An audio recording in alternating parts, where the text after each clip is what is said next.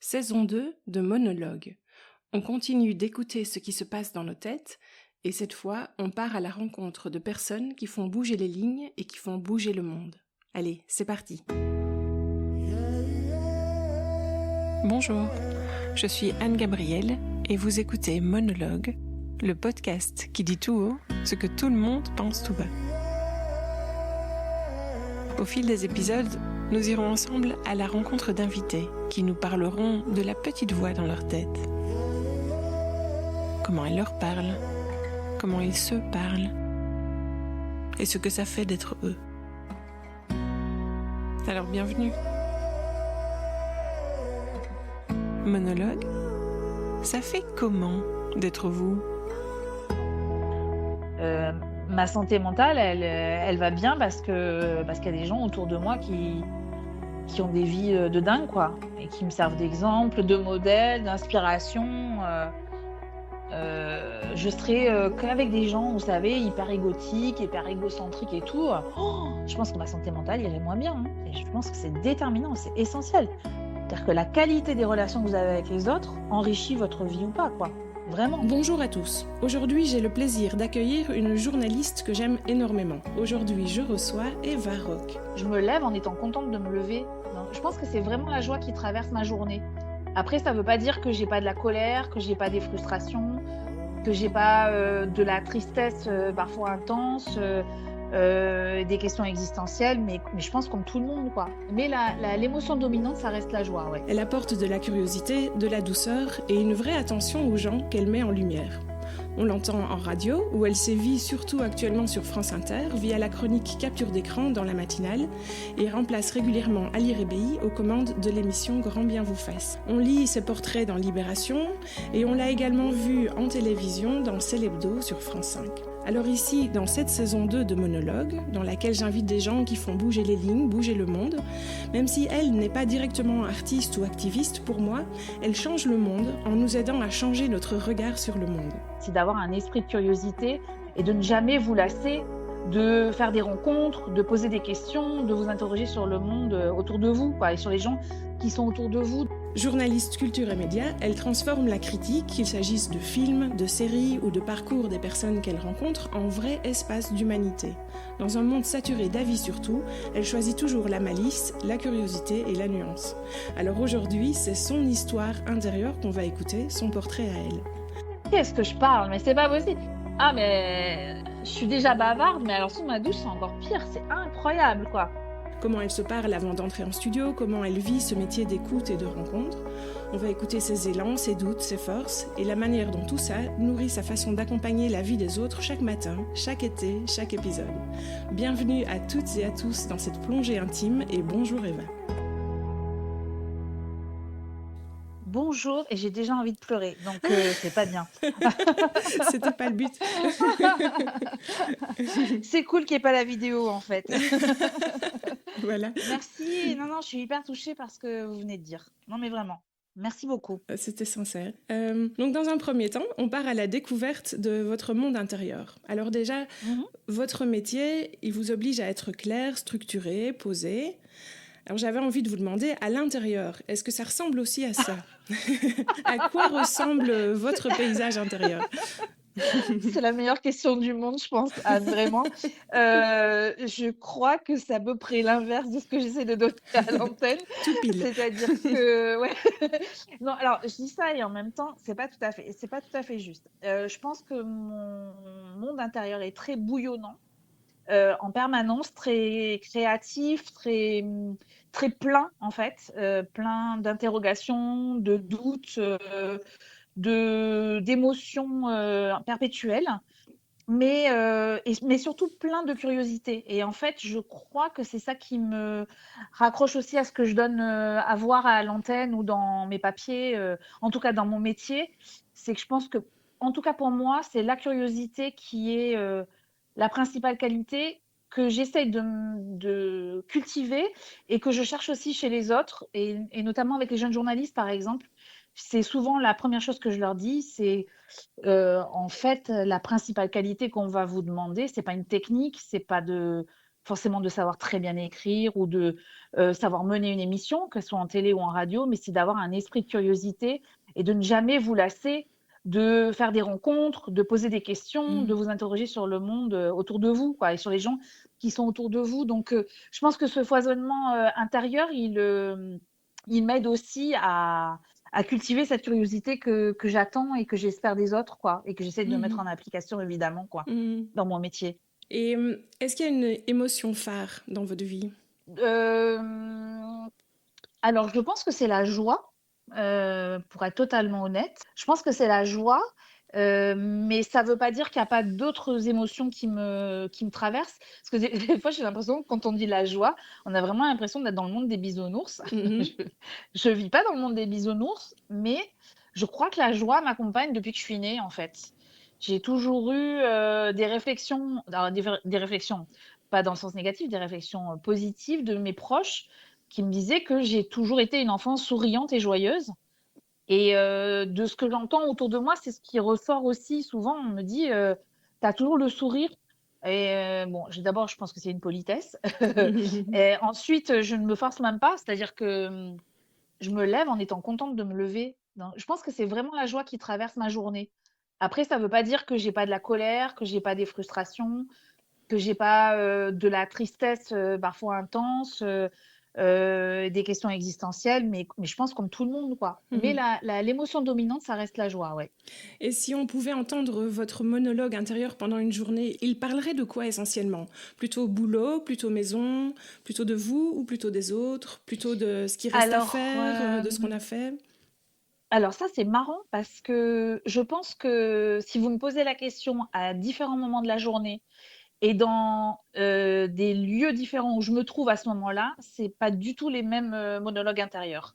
Je vais me je j'ai beaucoup de monologues intérieurs sous la douche, mais je pense comme beaucoup de gens Mhm. et quand je cours aussi, c'est un espace, de monologue intérieur très intense.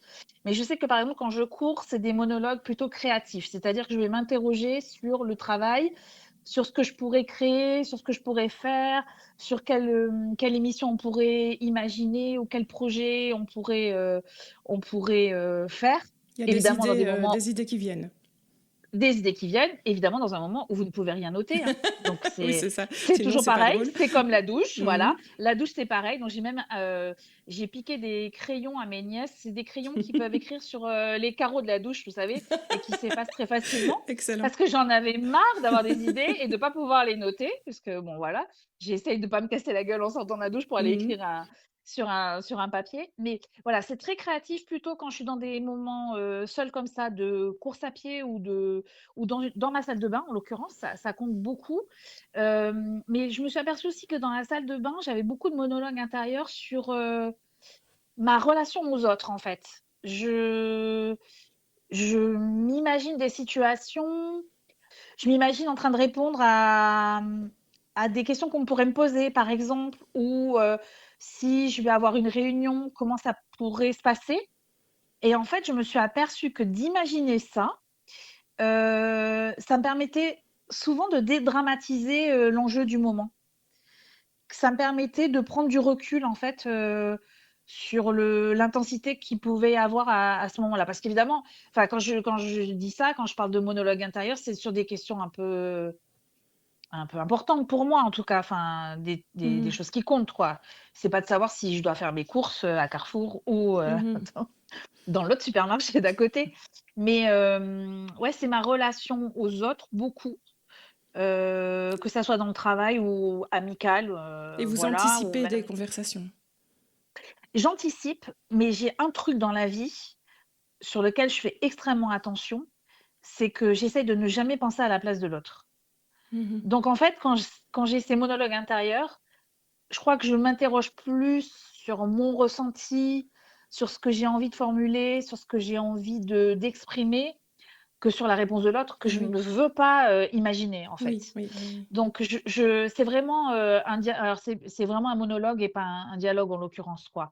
Mais j'ai vraiment besoin, je m'en suis aperçue au départ, vous vous dites: «Mais je suis folle», mais en fait non, je pense que d'abord votre podcast prouve qu'on est nombreux à faire ça Tout à fait. et que ça permet en fait de poser les choses, quoi.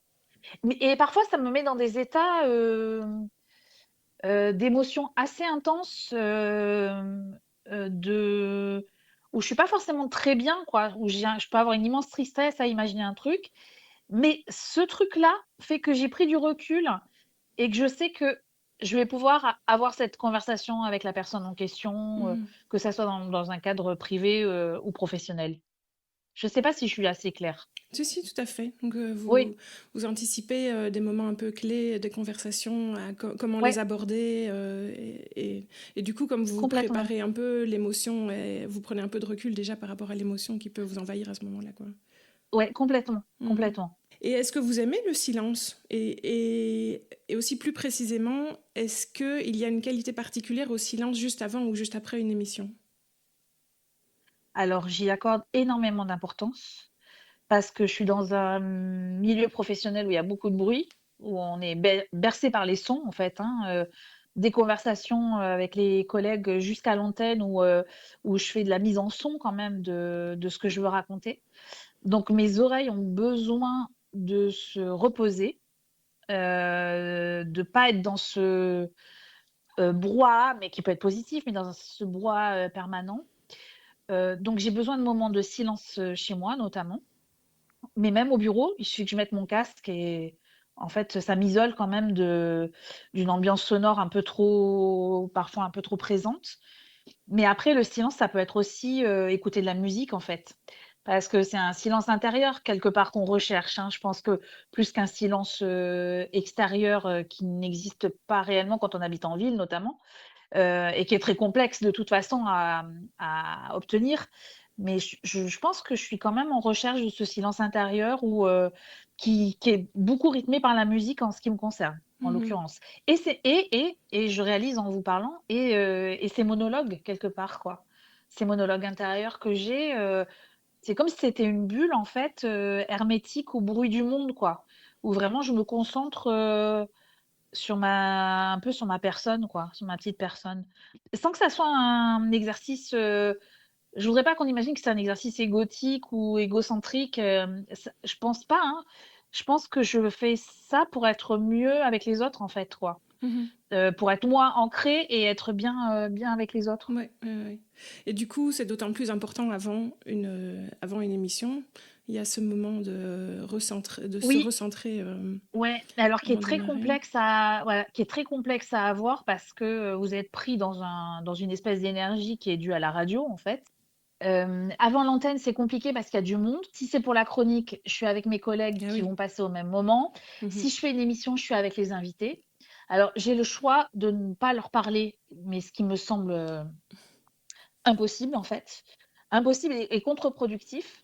Donc, j'ai même besoin d'avoir une conversation avec eux qui ne porte pas forcément sur la discussion qu'on va avoir et voilà, ça n'a rien à voir, mais j'ai besoin d'établir un contact, d'entendre Ouais. leur voix même, en De fait, démarrer hein, le lien, oui. ouais, démarrer le lien, exactement, comprendre, le vocabulaire qu'ils vont utiliser et cetera. C'est un jeu psychologique qui se joue vraiment, dans les 10 minutes avant l'émission. Donc là, on n'est pas dans le silence. En revanche, j'ai besoin de peut-être, bon, les temps en radio sont complètement abscons et ne veulent absolument rien dire. Mais j'ai besoin de 30 secondes, oui, vraiment 30 secondes, c'est beaucoup en radio, 30 secondes, pour ne pas parler, juste respirer, en fait. Prendre, 2 fois ma respiration et me lancer au micro. Tout simplement d'abord pour pas m'étouffer au moment de l'introduction de l'émission. Mhm. Ce que je suis en train de faire, par exemple, au moment où je vous parle. Vous voyez, j'ai pas respiré et donc j'ai le souffle coupé. Mais, c'est juste une question de souffle et qui est primordiale, en fait, parce que ça permet de se reconcentrer tout de suite, sur les premiers mots de l'émission et qui bizarrement donnent le ton.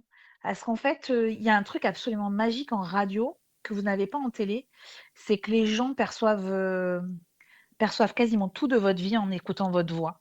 C'est-à-dire que les gens, des fois, m'envoient des messages en me disant: «Ce matin, vous alliez pas bien» ou «Il y avait un truc qui allait pas», quoi. Ouais. Et des fois, je me rends même pas compte, je me dis: «Ah si, tout allait bien», mais peut-être que j'étais un peu fatiguée, effectivement, que j'étais en énergie un peu moindre, quoi. Et les gens le sentent vachement, avec les Mhm. voix, quoi. C'est un truc magique, hein. Oui, oui, La radio, c'est magique et pour ça, ouais, hein. il y a une Ouais. grande attention évidemment portée à la voix, forcément. J'ai trop peur qu'ils entendent des monologues intérieurs, justement, ça me fait peur. Rassurez-vous, là, on n'entend rien au micro. Tout va bien. Et en fin d'émission, est-ce que vous avez besoin d'un sas pour un peu poser tout ce qui vient de se passer ou vous enchaînez sans souci avec la suite? Alors c'est très, très étrange parce que alors quand c'est la chronique, j'ai besoin d'un ça, c'est-à-dire juste prendre un café, en fait, et me sortir de ce qu'on vient de faire. Si la chronique m'a déçue pour un détail, hein, même, hein, parfois, hein, c'est ridicule, hein, mais des fois, c'est un détail. Alors là, je vais être en boucle, donc j'ai vraiment besoin, de passer à autre chose, donc d'aller prendre un café avec les collègues, voilà, d'attendre avant de me remettre dans la chronique du lendemain.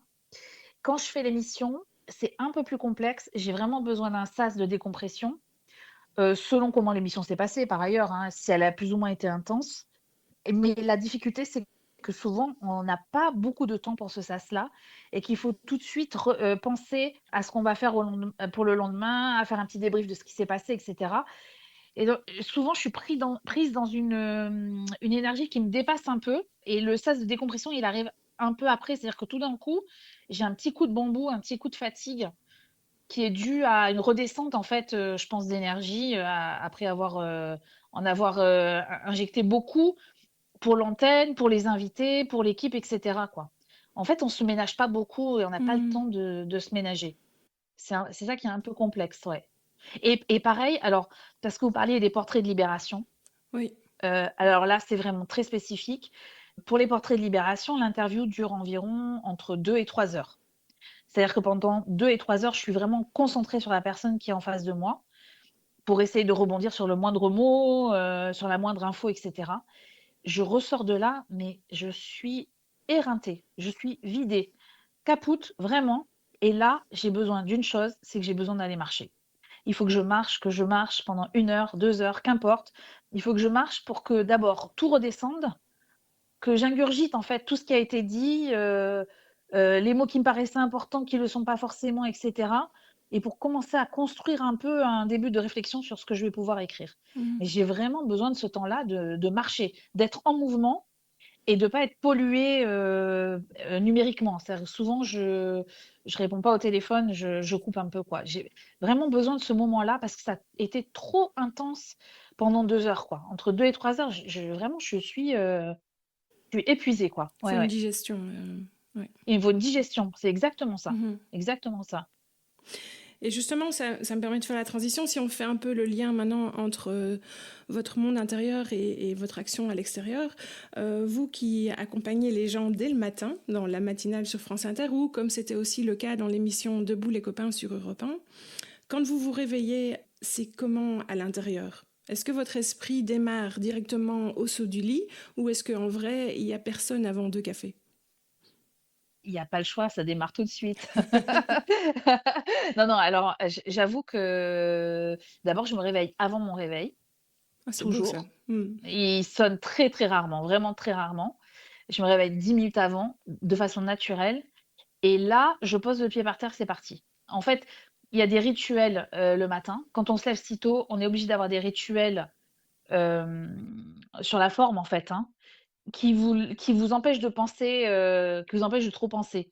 Et dès que, par exemple, je suis dans un transport en commun, que ça soit un taxi ou sur le vélo, par exemple, quand je viens à vélo, et là, je vais commencer à cogiter sur soit l'émission, soit la chronique qui va devoir être faite dans les minutes qui suivent ou dans les heures qui suivent.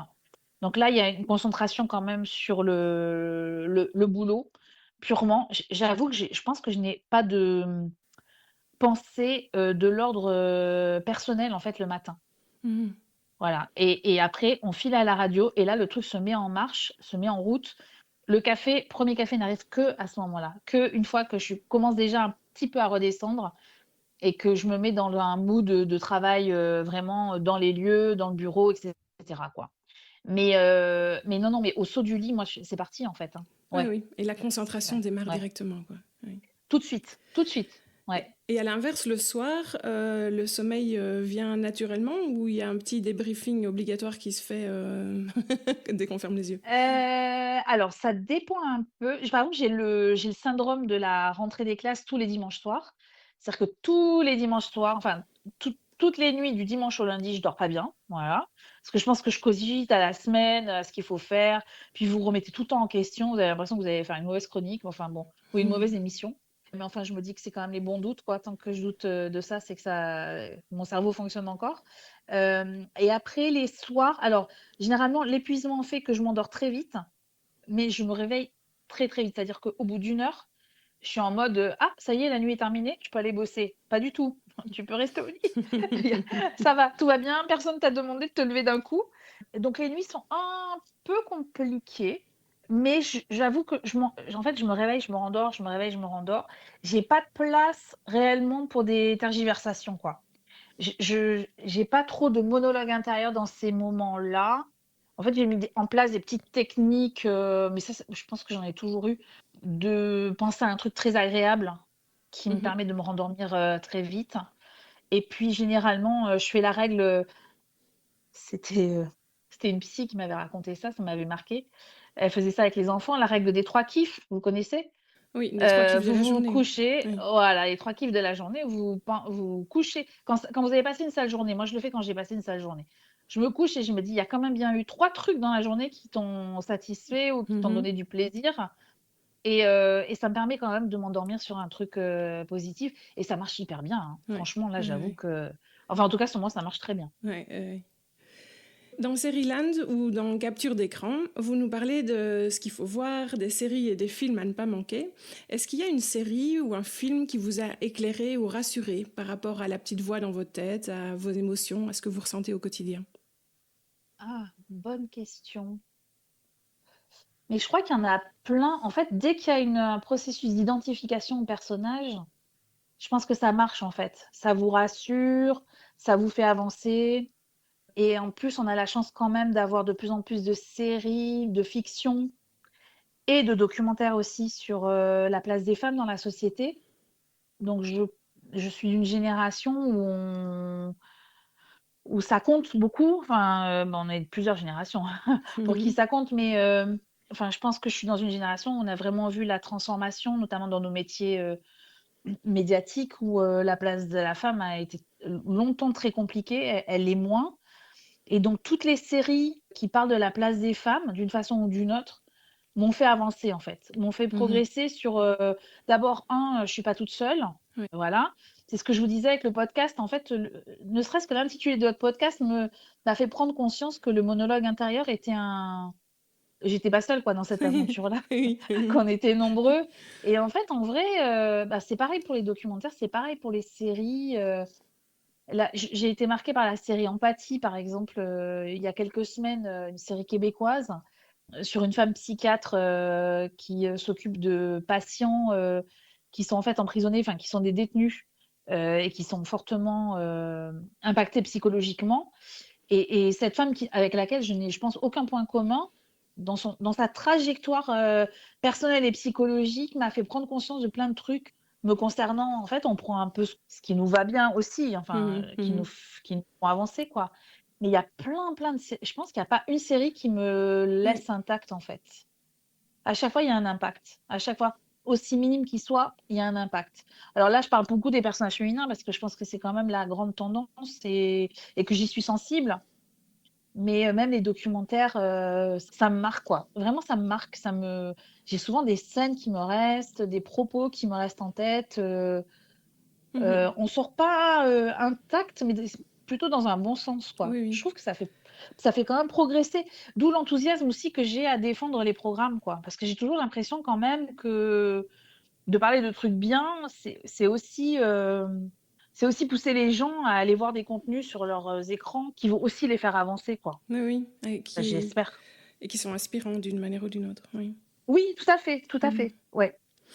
Dans l'émission L'été comme jamais que vous avez animée, vous preniez le temps de parler d'amour, d'enfance, de famille, de travail pendant 1 heure, tranquillement, avec le sourire. Et qu'est-ce que vous faites, vous, quand vous avez le temps? C'est comment dans votre tête dans ces cas-là? Est-ce que c'est une bonne chose? Est-ce que vous remplissez ce temps-là?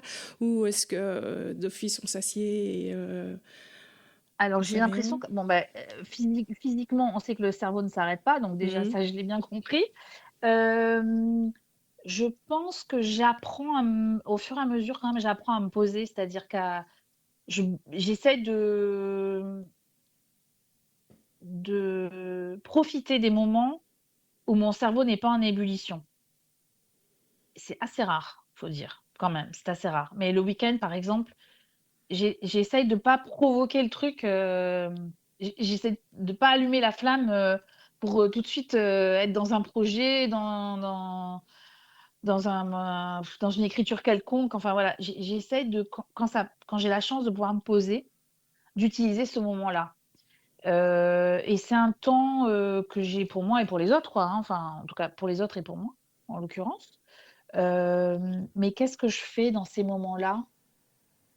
Je pense que la musique quand même emplit beaucoup mon atmosphère, les lectures quand j'ai le temps et hem et je crois en fait, j'ai une capacité à rien faire, hein, aussi. Ça arrive pas souvent, mais ouais, ouais, j'ai une capacité à divaguer, à observer. Je pense que je pourrais passer des heures à la fenêtre, ça me poserait aucun problème à imaginer des histoires, des gens qui passent sous la fenêtre ou, capacité d'observation et de contemplation, assez dingue. Alors je manque de temps, mais je pense que si j'avais beaucoup de temps, je passerais ma journée à ça. Mais ouais, ouais, j'ai besoin de et après j'ai besoin de me mettre en mouvement, c'est-à-dire que ce temps-là, il soit aussi là pour mon corps, quoi. C'est-à-dire qu'il faut que mon corps soit en mouvement pour me détendre et penser autrement et me débarrasser de toute forme négative, de pensée négative, en fait, quoi. Mhm. Donc, assis sur mon canapé, c'est très rare, Sauf très, si très c'est rare. devant la fenêtre, oui, éventuellement. Sauf si c'est Oui, devant la fenêtre, éventuellement. d'accord. Et par rapport à l'émission Grand bien vous fasse, vous parlez souvent de prendre soin de soi, des autres. Vous, comment est-ce que vous prenez soin de vous en général et de votre santé mentale en particulier? Vous venez un peu de le décrire d'ailleurs, du fait de vous mettre en mouvement. Et en vrai, ouais, je pense que ça passe par le mouvement. Ça passe par, je sais pas, hein, si je prends soin de moi en vrai, hein. En réalité, je sais pas si je fais tout ce qu'il faut pour, aller bien tout le temps. Ça serait, prétentieux, je pense, de dire ça. Mais j'essaye de me faire des sas, heu, de protection, quoi. Je pense que j'ai appris avec l'expérience, à avoir du recul sur les mots des autres qui pourraient être blessants. J'ai quand même tendance à relativiser beaucoup de choses. Alors, parfois un peu trop parce que j'ai entendu les personnes qui bossent avec moi souvent me disent: «Mais avec toi, il y a rien qui est grave» et en fait, je pense que rien n'est grave à part la mort, mais vraiment. Mais ça, je peux le dire aujourd'hui, après, avoir été incapable de relativiser les choses pendant longtemps et partir au quart de tour dès qu'il y avait un problème.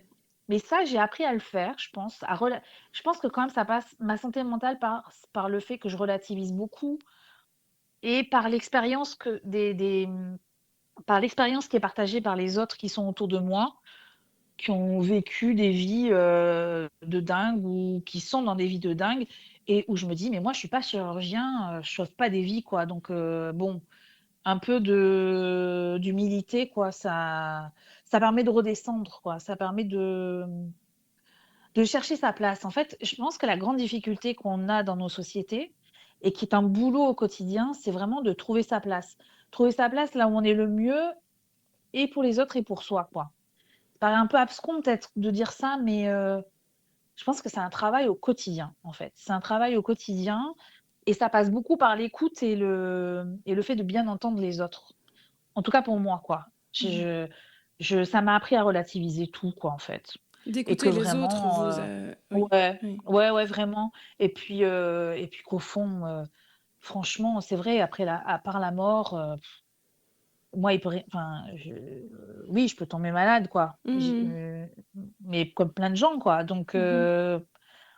ma santé mentale, elle va bien parce qu'il y a des gens autour de moi qui ont des vies, de dingue, quoi et qui me servent d'exemple, de modèle, d'inspiration, je serais, qu'avec des gens, vous savez, hyper égotiques, hyper égocentriques et tout, je pense que ma santé mentale irait moins bien, hein. Mhm. Non, c'est vrai quand même, hein. Mais Ouais. oui, oui. Ah oui. L'environnement dans lequel vous vous mettez, oui, Dans lequel on grandit, dans lequel pèse. Oui. on est éduqué, le milieu professionnel dans lequel on évolue, les gens que j'ai eu la chance d'avoir autour de moi, tout au long de cette vie professionnelle, les amis que j'ai, enfin, on le dit souvent, vous savez, quand on fait des émissions sur, la solitude ou en tout cas sur la précarité.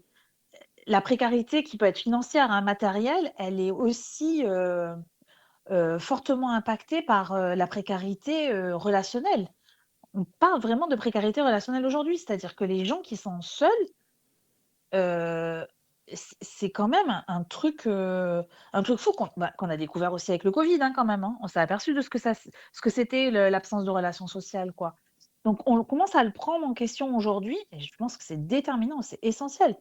C'est-à-dire que la qualité des relations que vous avez avec les autres enrichit votre vie ou pas, quoi, Mhm. vraiment. Et que la précarité, elle est pas du tout la même pour des gens qui sont seuls ou pas, Mhm. vraiment. Grand bien vous fasse donne d'ailleurs l'impression d'une bulle de douceur dans un monde qui fait beaucoup de bruit. Est-ce que, comme je le disais un peu dans l'introduction, vous pensez que la douceur et la curiosité, ça peut changer quelque chose aujourd'hui? Est-ce que vous y croyez, vous, à la douceur et la curiosité comme forme d'engagement? Et oui, j'y crois. Mhm. J'y crois à mort. J'y crois, alors là, c'est là où je sais que je suis bisounours, Mais on mais aime tant les pis, quoi. bisounours. Eh Tant oui. pis, ouais, je lâcherai pas là-dessus, je lâcherai pas là-dessus. Je sais pas si j'utiliserai le mot douceur, en l'occurrence. Le mot curiosité, à 1000 d'accord avec vous Oui, et non, mais c'est peut-être de la douceur, j'avais jamais fait attention à ce terme-là. Parce que le mot bienveillance, quand même, est très, très utilisé. Je ne sais pas si tout le monde mhm. il fait le même sens à chaque fois. Donc, c'est vrai que j'évite de dire le mot bienveillance, qui me fatigue un peu, mais j'ai pas d'argument. Donc, c'est pas très valable ma phrase, mais j'utilise pas beaucoup, j'utilise pas le mot douceur. Et en fait, je pense que ça, c'est juste. J'aime bien le mot juste, en fait, quelque part. J'aime bien le mot être juste. Être juste avec les autres et avec soi-même. Et le mot Oui, honnêteté. oui, Pareil, être honnête avec les autres et surtout être honnête avec soi-même, oui. qui est un boulot de tous les jours. Et je pense que là, ça revient au monologue intérieur, en fait. C'est aussi, le monologue intérieur, le fait de l'exprimer, de le verbaliser. Ah oui, parce que moi, mes monologues intérieurs sont très, bavards, hein. C'est-à-dire que je parle vraiment à haute voix. Oui. J'avais oublié de vous le préciser, Ah oui, oui, oui, à mais voix haute. Ok, ok. je parle vraiment à voix haute et en fait, ça me permet ouais, de redescendre, quoi. De, je suis obligée d'être honnête avec moi-même quand je me Mhm, parle toute seule. mhm. Sinon, ça n'a aucun intérêt. Oui. C'est intense au moment de le faire et après, il y a un côté un peu reposant. Je me sens un peu vide, en fait, mais dans le bon sens du terme. Donc je pense que le mot douceur est assez juste, je vais peut-être vous le piquer, en fait. Douceur et curiosité, ça me va bien, Ouais. ça me va bien. Oui, oui, moi je pensais à douceur en termes d'énergie en fait, où il y a rien, on ne force rien. Donc oui, il y a cette envie de curiosité et d'authenticité, enfin d'honnêteté, et Ouais, en même c'est vrai. temps cette envie de ne pas forcer, de ne pas pousser la porte quoi qu'il arrive. Voilà, Complètement. euh, Complètement. c'est dans ce Mais parce sens-là. que ça, c'est l'émission. Voilà, ça, c'est parce que l'émission c'est un peu le cahier des charges de l'émission, en Mhm, l'occurrence. mhm. C'est-à-dire que on n'est pas là pour avoir un débat contradictoire sur un sujet. L'idée, c'est d'avoir des profils de personnes différentes, d'invités différents, qui viennent s'enrichir, en fait. Donc, qui viennent enrichir la conversation ou la réflexion sur une thématique, qui eux-mêmes viennent s'enrichir, qui enrichissent la réflexion des auditeurs, des auditrices, et moi la première, parce que je suis leur première auditrice. Donc là, je pense que c'est aussi ça. Le mot douceur dans un débat classique en radio, il n'a pas lieu d'être parce qu'il faut toujours un truc un peu clivant, un peu oui, non, chacun donne son avis, ce qu'on n'a pas du tout dans Grand bien vous fasse en l'occurrence. Oui. Et quand c'est arrivé, parfois, il y a eu voilà, des points de vue différents qui ont eu tendance un peu à se cristalliser. Je me suis retrouvée à tout de suite à vouloir calmer le jeu parce que vraiment, c'est pas l'intention de l'émission, c'est pas ce qu'on recherche Mhm. et c'est pas ce qu'on veut donner à entendre à ce moment-là. Ouais. Parce qu'on est dans un temps très particulier, c'est de 10h à 11h, les gens sont chez eux généralement, on a beaucoup de femmes qui nous écoutent, des mères de famille souvent, et on sait à qui on s'adresse et c'est pas le moment. d'avoir un débat pour contre, D'aller je ne sais pas quel titiller, sujet, oui, quoi, oui, voilà. ouais. Mais moi, j'aime bien plutôt aller chercher, ce qui est de l'ordre de l'émotion. J'aime beaucoup, bon, vous m'avez écoutée, donc je pense que vous avez vu que j'ai un peu des tics là. J'aime beaucoup, questionner les invités sur leur sens, en fait. J'aime bien que l'émission soit sensorielle parce que ça donne une dimension qu'on n'a pas dans les autres émissions.